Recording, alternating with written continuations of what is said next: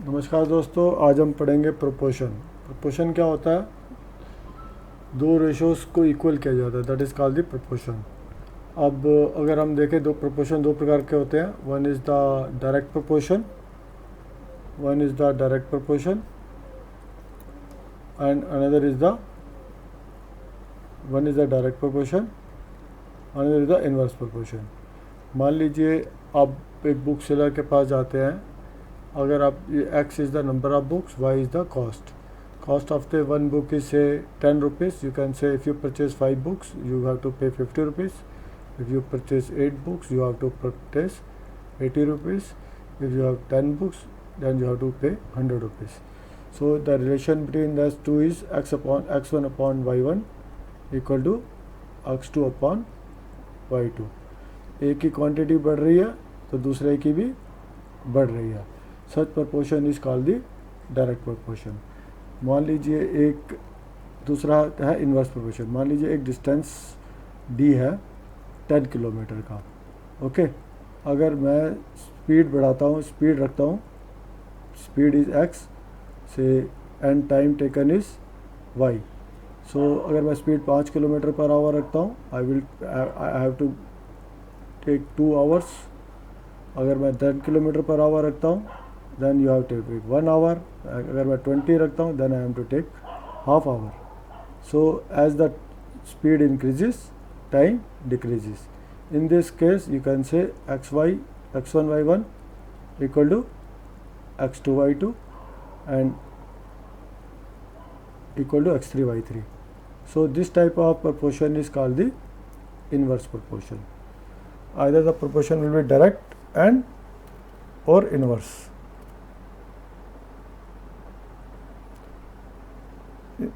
Ratio में हमने देखा था कि ए और बी जो रेशो थे वो रेशो थे ए और बी, तो जो रेशो थे वो एक ही यूनिट होना चाहिए। अब इस प्रोपोर्शन के केस में क्या होता है? प्रोपोर्शन के केस में क्या होता है कि ये प्रोपोर्शन है a is to B equal to C is to D. इस केस में इसके यूनिट सेम होंगे a और b के, और इसके यूनिट सेम होंगे c और d के। तो आप कह सकते हैं कि इनमें डिफरेंट होते हैं टू क्वांटिटीज़। ये दोनों सेम काइंड की होंगी और ये दोनों सेम काइंड की होंगी प्रोपोर्शन के केस में। रेशो के केस में सिर्फ एक ही होता था ए और बी, तो वो एक ही क्वांटिटी का, एक ही काइंड का होता था, एक ही तरीके का होता था। जो रेशो है, अब रेशो में था ए इज़ टू बी था इसको टू प्रोपोर्शन में जो हमने देखा 4 क्वांटिटी हैं, first term, second term, third term, fourth term. ये 4 टर्म है और ये ए इज़ टू बी अगर हम देखें, इसको करके देखें तो यू कैन सी दिस, ये प्रोपोर्शन है। ओके, ये प्रोपोर्शन है A is to B equal to C is to D. इसका मतलब है A by B equal to C by D. Okay, तो you can say A D equal to C B.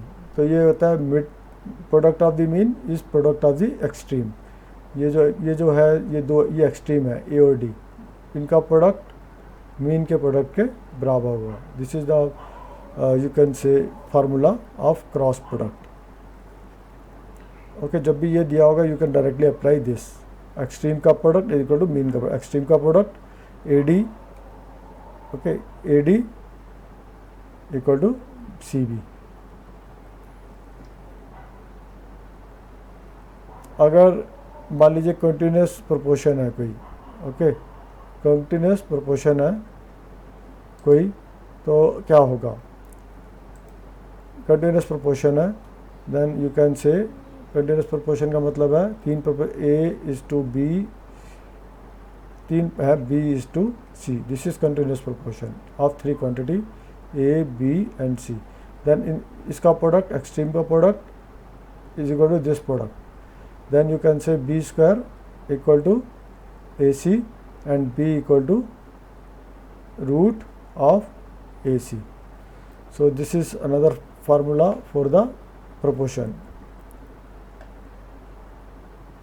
तो proportion के तीन और प्रॉपर्टीज़ हैं. This are the properties. Proportion क्या होता है? प्रोपोर्शन वही है. Okay, proportion is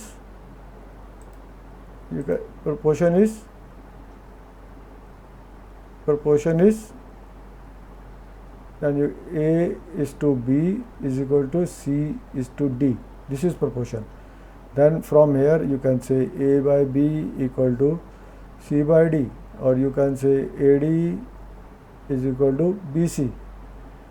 Okay, you can also say from this equation you can say B by A equal to D by C.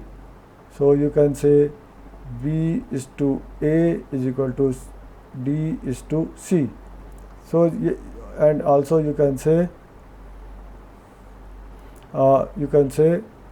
by this dividing the both equation by CD, you can say divide the whole equation by CD. So then you can say A is to C, A by C is equal to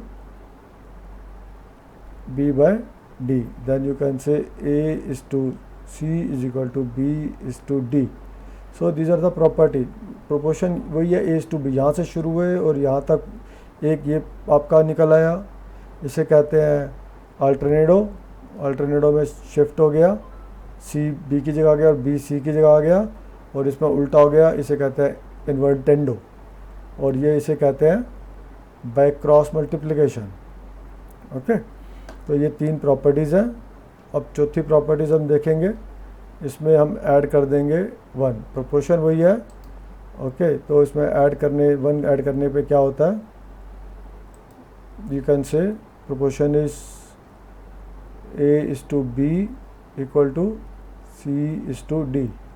okay, अब इसमें add, तो you can say this is A by B, this is equal to C by D. दोनों में +1 कर दिया, इसे ही +1 कर दिया. Then you can say this becomes A plus B by B equal to this becomes C plus D by D. Okay, you can say like this. This is A plus B is to B, and this is C plus D is to D. So this is another property. This is another property of comprehendo properties of the proportion. And we will go for next property.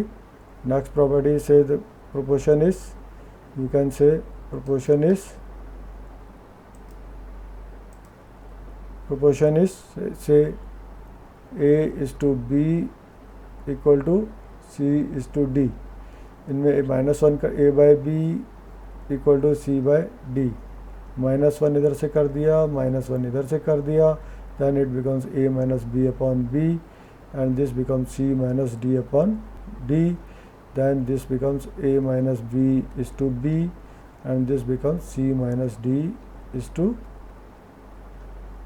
to D. Okay, ये proof हो गया. और next is, अब हमने किया था A plus B,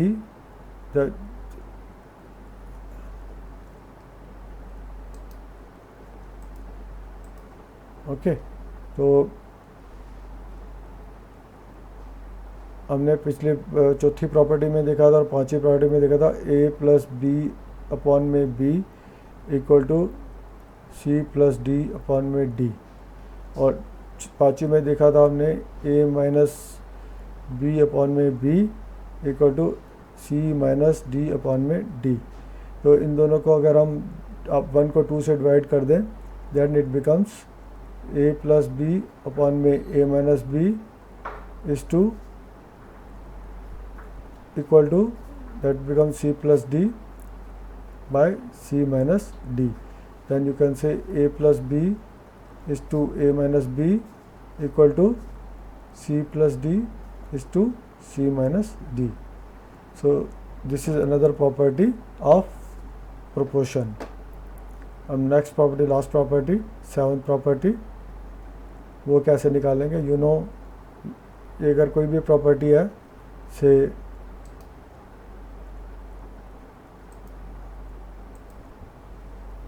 मान लीजिए ये है